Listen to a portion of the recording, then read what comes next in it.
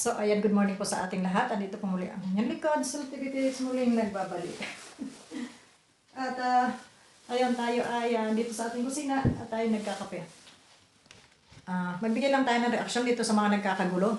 Pero bago ang lahat, shoutout muna sa Team Kalingap at sa Team Strikers. Ayan. So, ano nga ba ang ating topic dito, no? Kung saan ay itong mga ibinigay ni Kalingap Rab na rules ay mukhang pinapalagan ng mga magagaling na basher, na nagmamarunong, mga nagmamarunong, no? Na akala mo kanila, 'di ba? Kanila. Dali lang.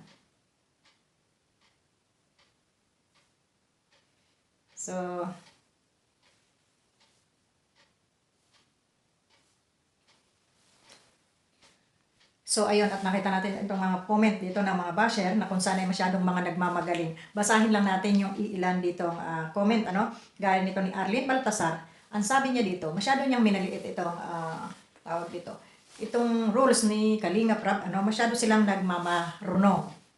Sabi niya dito, dinaig pa ang may company makabigay ng rules, hindi niya iniisip na nakakasahod sila dahil sa viewers. Kung walang manonood sa kanila, anong sasahurin nila? Maraming inggit kay Mikoy kasi nga masaya lagi ang live pag pumasok. Si CJ Plus pakulay, ha, lata ang mga inggit, kaya todo sulsol kay Kalingap Rab, paano nilalangaw live nila, sabi ganon.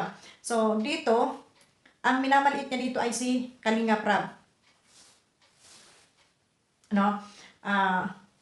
Ang minamalit nila dito ay si Kalingap Rab na dahil pa raw ay mayroong company. Mayroong daw company, dahil pa raw na mayroong company si Kalingap Rab. Ngayon kung ayaw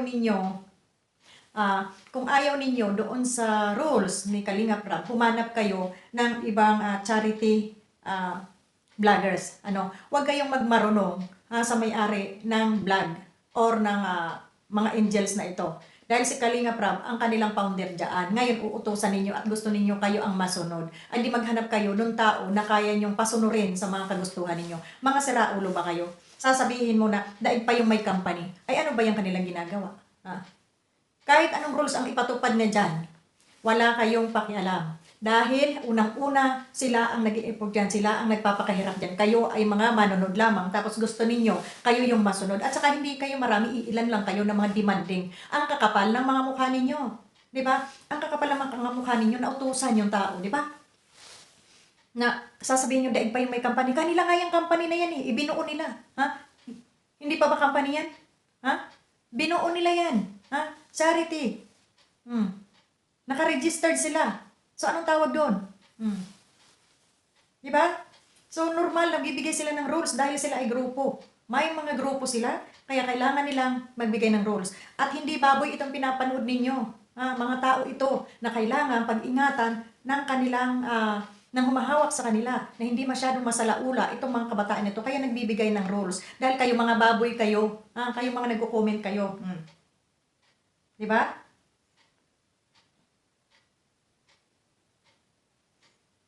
Tapos sasabihin ninyo kumikita. Normal, kikita dito si Kalingap Rab.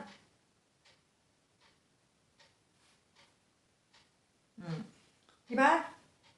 O sabi pa nitong isa, grabe na mga rules yan, parang nasobrahan na ata. Kulang na lang, kunin na lang ang cellphone nila para kahit sa messenger di maka-chat. O di ba utak talang kaka? Correct, may inggit kay Mikoy kasi malakas siya pag pumapasok si CJ sa live ni Mikoy. So, ang sinasabi ninyo dito, naiinggit si Kalingap Rab dito kay Mikoy. Sagot naman dito ng isa, hindi naman po gawain yan ni Rab. Sabi nga niya, may angel daw na nababas dahil pumapasok sa live ng kalab team niya. Pinoprotektahan lang po ni Rab ang mga bini niya. Sagot ng siraulong Arlene Baltar, di ba sanay si Rab sa basher? Kahit tumino ka sa social media, may basher talaga, may inggit siya at palipad sa live ni Mikoy. Yon ang totoo. Alam mo, Arlene Baltasar, hindi ito yung masasabi ko na napakatanga mo. Napakatanga mo, Arlene Baltasar. Sasabihin mo si Kalingap Rab, may inggit kay Mikoy. Ano ang kaiinggitan? Oy, lukarit na gurang. Anong kaiinggitan ni Kalingap Rab kay Mikoy? Kung sa pamumuhay, kung sa kita sa YouTube channel, mas lamang na si Kalinga Prab. Ang dami ng achievement ni Kalinga Prab. Ang dami ng, kumbaga, ang dami ng na napatunayan sa buhay. Si Mikoy ano? Di ba talent lang niya? Leading man lang ng kanyang beneficiary. Anong dapat kainggitan kay Mikoy, ha, Bubita? Nag-iisip ka bang lukarit ka, punyita ka, nag-iisip ka ba? Nasasabihin mo si Kalinga Prab, ingit na ingit kay Mikoy sa mga palipad. Ano ka, abnormal? Saan ba nakilala si Mikoy? Di ba sa grupo ni Kalinga Prab? Sa grupo. Sinong founder dyan sa grupo nila? Si Kalinga Prab. Bakit kaiinggitan ni Kalinga Prab itong kanyang mga tinutulungan? Eh masaya nga siya natutulungan nila itong mga taong ito. Ha? May salti ka ba? Ano yung nga to? Oh, itawag nito. Itabnil nyo tong lukarit na to. Oh. Ha? Di ba? Oh, wag ka magreklamo. Pumatabnil ka. Bubita ka. Ha?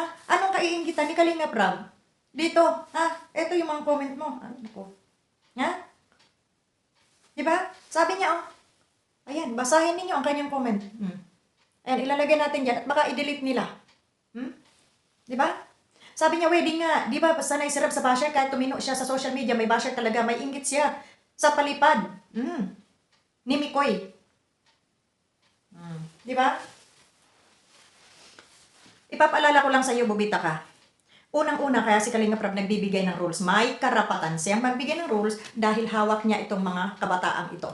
No? Siya ang founder dyan ng mga angels na yan. No? Yung mga love team na yan. Ngayon, kung ayaw mo sa kanyang pamamaraan, ayaw mo sa kanyang rules na ihudiputa ka, ay gumawa ka ng sarili mong grupo, gumawa ka ng sarili mong love team at iyon ang hawakan mo sa liig. Huwag kang mangialam sa rules ng may rules dahil obligasyon nila magbigay ng rules para sa kaiaayos ng kanilang grupo at sa kaiaayos ng kanyang mga beneficiary. Hindi si Kalinga Prab utosan ninyo, ha? Na kung ano yung gusto ninyo, yun ang masusunod. Ngayon, ito, di ba mga mikris kayo, no? Lahat ng basher nandyan sa inyo na kayo ay nanggaling sa Jumcar 18 ata. Ano, tauhan ba to ni Fiona? Mga tauhan ata to ni Fiona eh. Kaya pala mga balisok-sok din ang utak nitong mga to eh. Mga walang utak, mga pabida-bida, akala mo kung sino. Gumawa kayo ng grupo nyo, putang ina nyo. Ha? Doon kayo magbida-bida at doon nyo hawakan sa liig kung sino yung grupo nyo. Ha? Huwag dito sa Kalingap. Siyempre ito mga panghahamak ninyo sa tao. At nakakahiya ka, Aling Arlene Baltasar. Nakakahiya ka. Bakit? Hindi ka ba nag-iisip? Nasasabi mo si Kalinga Prab ay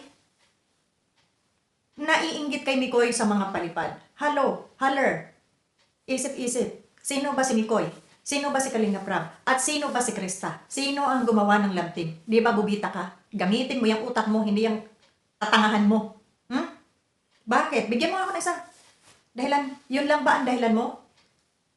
Na kinaiinggitan ni Kalinga Prab itong si Mikoy na dahil sa palipad. Hindi ka ba nahiya dyan sa sinasabi mo? Bakit? Yung bang palipad ni Mikoy, umaabot ba? Sumasapat ba sa sinasahod ni Kalinga Prab sa YouTube? Ha? Bubita? Sumasapat ba? Pumapantay ba? Kaya dapat kainggitan ni Kalinga Prab itong si Mikoy. Hindi ba gangat kinuha nila itong mga taong ito, ipinares dito para magkaroon din ng sariling income? Para makatulong sa kanila? Ha? Ngayon kung kinaiinggitan ito ni Kalinga Prab, dapat tinanggal na niya si Mikoy. Dapat tinanggal na niya ang love team ng Mikris na yan. Hindi niya na dapat inilove team yan kung ayaw niyang masapawan siya. Di ba? So kayo lang talaga, yung mga makikitin, ang mga utak na wala na sa hulog yung pagkabubitan ninyo, yung pagkapilingeran ninyo. Yun lang. Ha? Kasi sa tingin ko dito, hindi dapat kainggitan to ni Kalinga Prab. Kaya nga kinuha niya yung mga tao na yan para matulungan tapos kaiinggitan. Kayo yung inggit na inggit. Kasi gusto nyo, yung mga beneficiary ni Kalinga Prab, pag nahawakan nyo na, gusto nyo, kayo na yung masunod. Di ba? Kayo yung masunod. Aba, edi gumawa rin kayo ng sarili nyong love team. Ha, Arlene, Baltar, yung itsura mo, igawa mo na lang ng sarili mong love team. At iyon ang pakialaman mo. Huwag kang mangialam sa love team ng may love team. At huwag kang mangialam sa vlog ng may vlog. At huwag mong pakialaman yung rules ng may rules. Ha? Dahil hindi ka naman kasali dito sa rules nila. Hindi ka rito beneficiary. Ha? Kaya may karapatan si Kalinga Prab magsalita. Dahil mga beneficiary niya ito. Mga tinutulungan niya ito. Ngayon, pabida ka. Ito lang masasabi ko sa'yo. Makapal ang mukha mo. So, yun lang. Ha? Ingat-ingat. Dahil mapapahiya ka dito. Ano ang dapat kainggitan ni Kalinga Prab dito kay Mikoy? Pakisagot ang aking Pakisagot Aling Arlene Baltar. Pakisagot ano ang dapat kainggitan? Yung lamang bang palipad? Ngayon, kung yung palipad na yun ang dapat kainggitan, magkano ba ang kinikita ni Mikoy sa palipad? At ikukumpara natin doon sa palipad ni Kalinga Prab o kaya doon sa sinasahod ni Kalinga Prab sa isang buwan sa kanyang YouTube channel. Ha? Kung ikaw din lang naman ang mawawala dito sa kanyang viewers, malamang hindi ka kakulangan. Ha? Hindi ka kawalan. Ha? Kaya kung ayaw mo sa kanyang rules, ayaw mong mapanood, huwag kang manood. Ha? Huwag kang manood, aling baltar. Ha? Aling baltar. Ang bilat mo yung panuurin mo. Ha? Pakialamira ka, sausawira kang palaka ka. Sasabihin mo pang naiinggit si Kalinga Prab. Anong dapat kainggitan? Anong dapat kainggitan dito kay Mikoy? Kung kagwapuhan lang naman, mas gwapo naman si Kalinga Prab. Ha? Hindi hamak. Diba? Kung sa yaman, mas mayaman naman si Kalinga Prab. May sarili siyang channel, may sarili siyang mga business. Di ka ba nahiya dito sa sinabi mo na naiinggit si Kalinga Prab dito kay Mikoy nang dahil sa palipad? Abay, kung naiinggit ito, dapat hindi na niya ituloy ang Mikris na yan. Ay, ang love team na yan, ang Mikris na yan, na pinagkakaululan ninyo.